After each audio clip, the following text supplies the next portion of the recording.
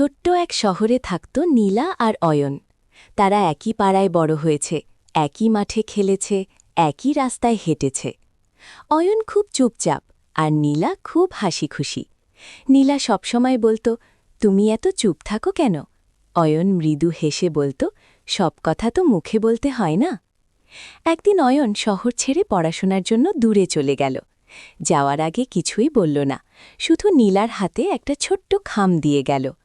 নীলা বাড়ি ফিরে খাম খুলে দেখল, ভেতরে শুকনো একটা শিউলি ফুল আর ছোট্ট করে লেখা, যেখানেই থাকি তোমার হাসিটা যেন কখনো বদল না হয়। বছর কেটে গেল।